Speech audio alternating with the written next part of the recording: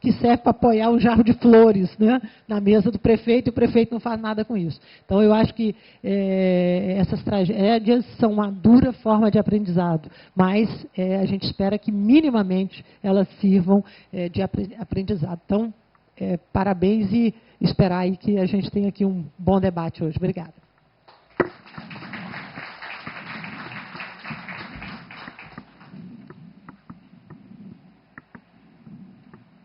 Bom, obrigado. Queria, então, convidar aí o primeiro palestrante aqui, que é o Ricardo Dorce, representando a Fundação GeoRio.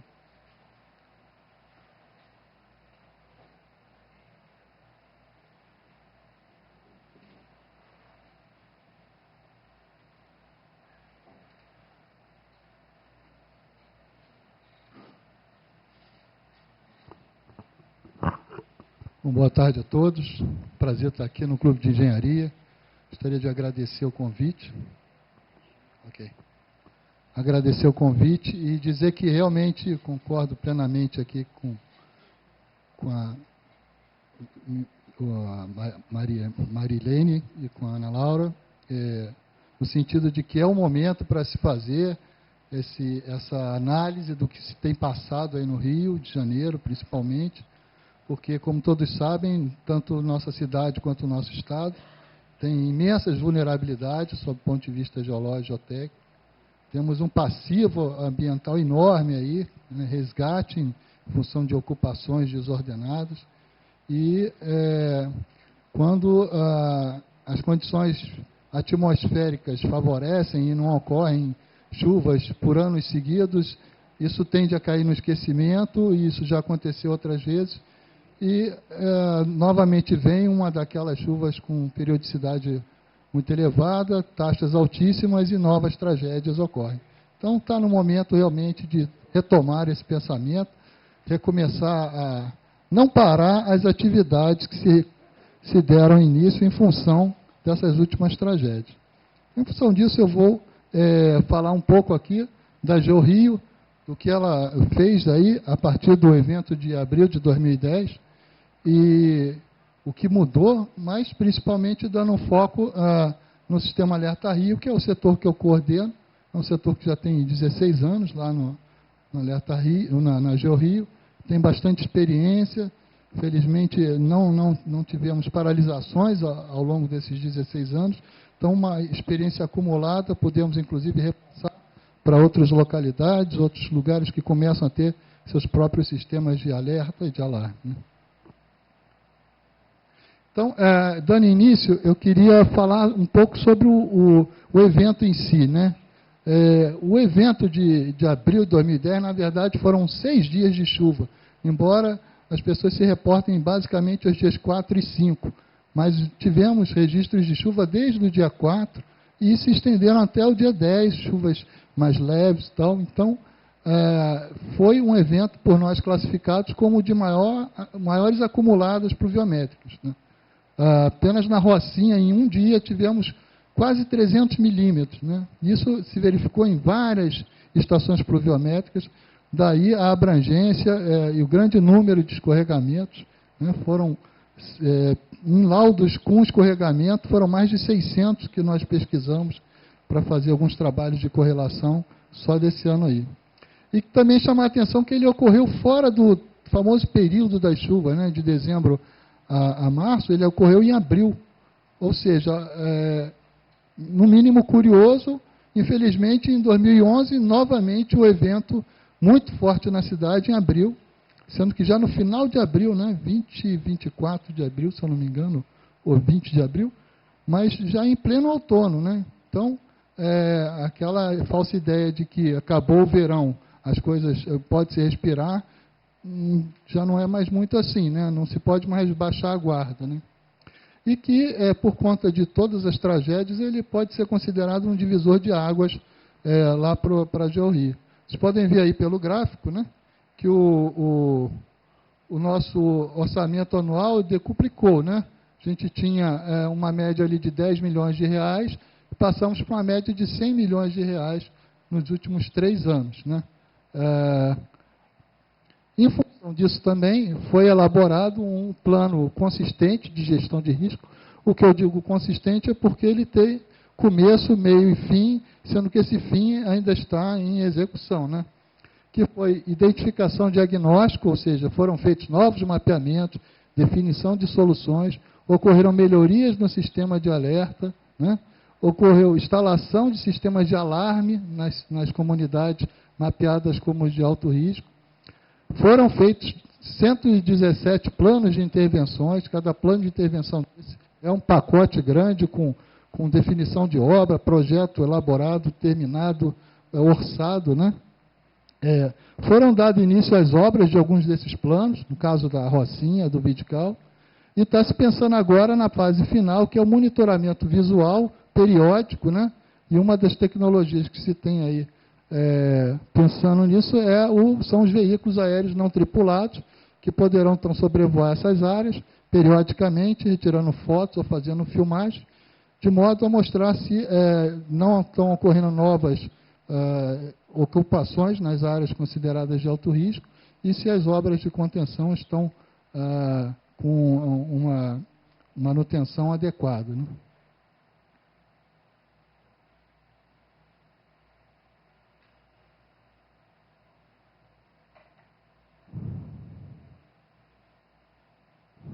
Bom, isso aí é só uma imagem de um dos mapeamentos que foi feito um mapa de suscetibilidade. Esse mapa está disponível na internet para qualquer um pode acessar. Foi feito um mapa de risco da região do Maciço da Tijuca e arredores. Nesse mapeamento foram identificados, então, foram mapeadas 196 comunidades, das quais 117 apresentaram áreas de alto risco, e para essas, então, foram elaborados os planos de intervenção e foram previstas a instalação dos sistemas de alarme, né?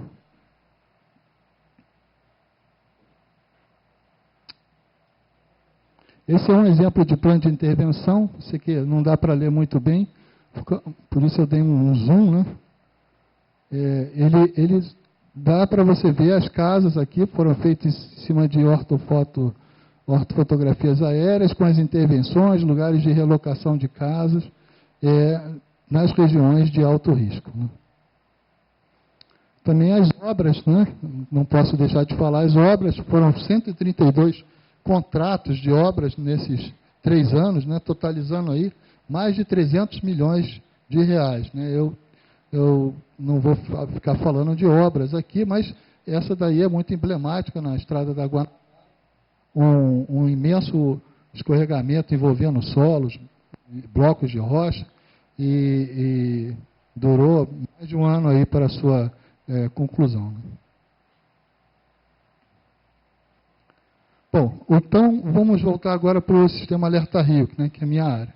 Ele até novembro de 2010, ele era basicamente, podia ser resumido assim, ele tinha uma rede telemétrica automática, com 33 pluviômetros, né, e 3 estações meteorológicas, utilizava as imagens do radar do Pico do Couto, tinha um total de 7 técnicos de meteorologia que faziam a vigilância meteorológica, utilizava modelos de previsão público, né, que constam aí no CPTEC, INEMET e tal, e tinha uma salinha de operações na sede do Alerta Rio, né?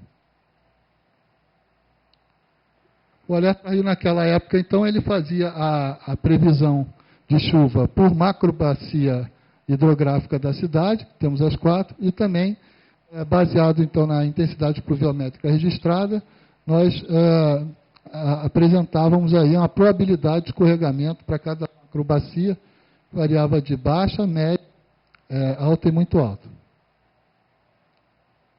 Então, quando ocorreu o evento de 2010, uma das nossas primeiras preocupações foi saber exatamente o que tinha ocorrido, embora a gente tivesse dado o alerta e tivesse funcionado de algum modo, mas foi um evento diferente dos outros, ele foi muito intenso.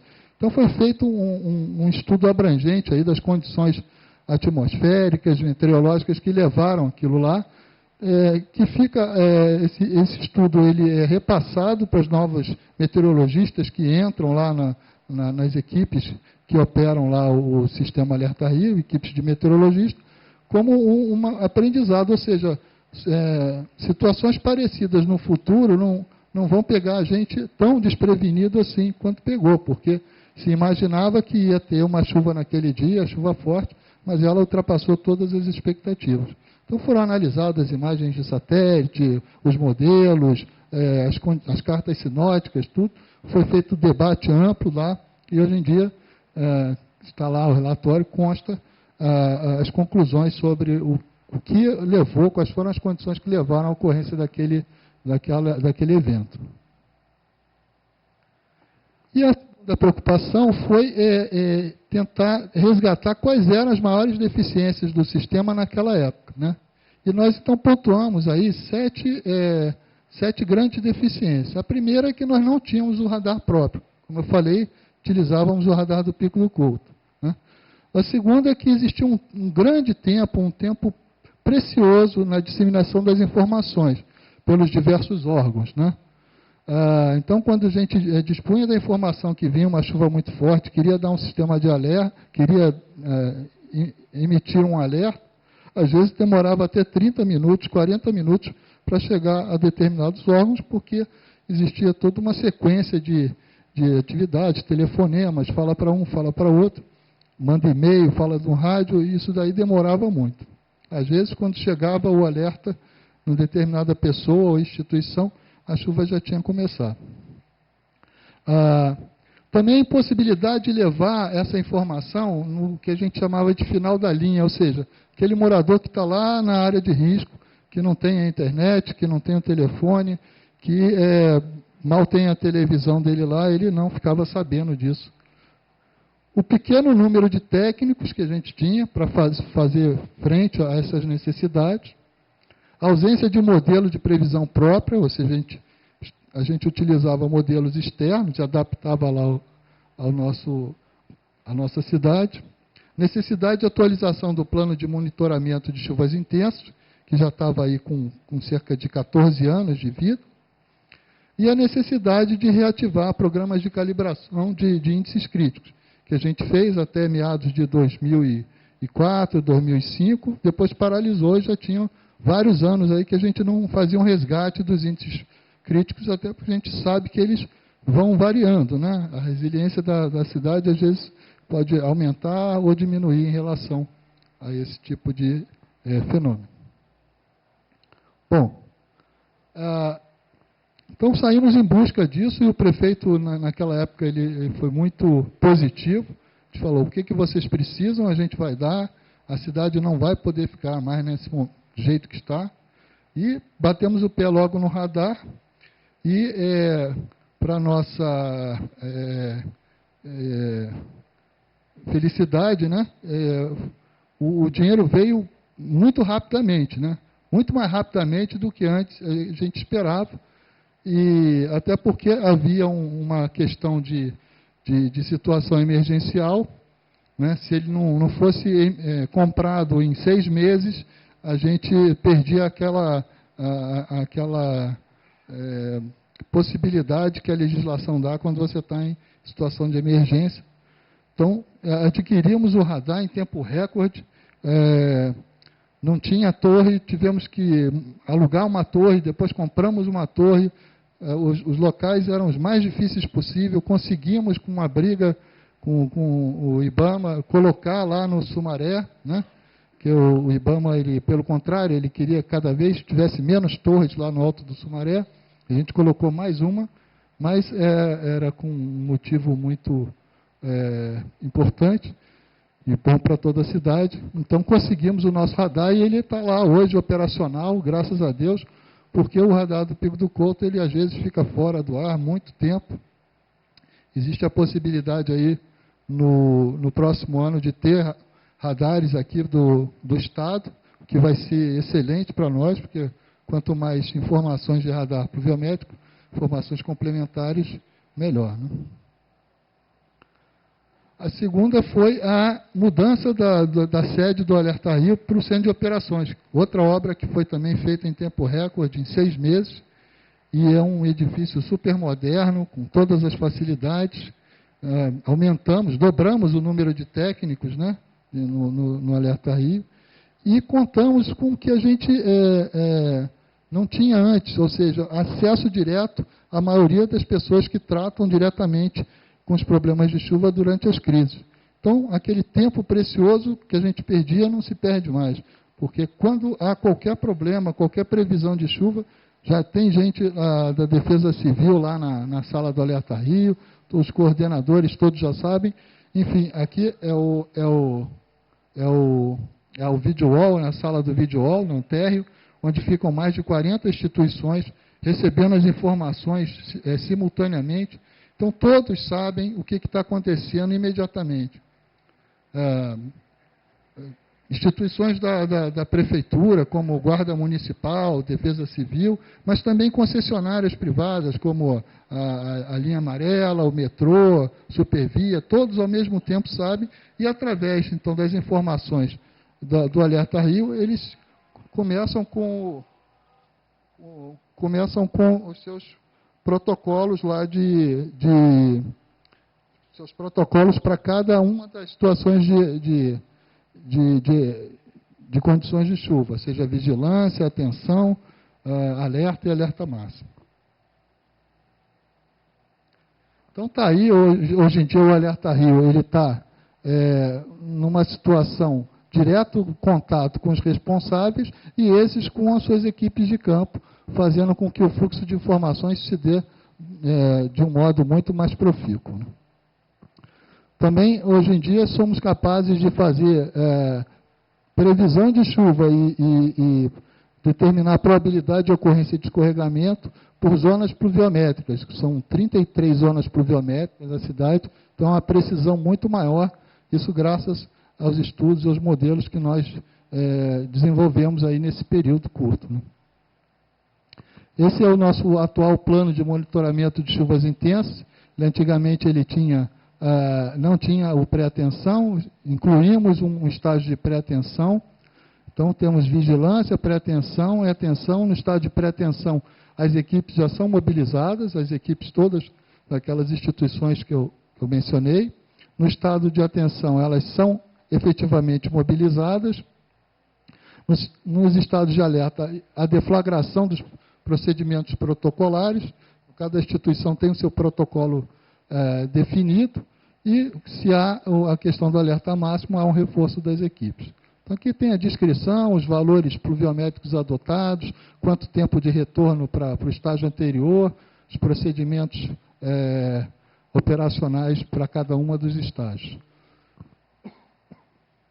Também estamos desenvolvendo protocolos para fechamento das vias, né, as principais vias que cruzam os maciços montanhosos.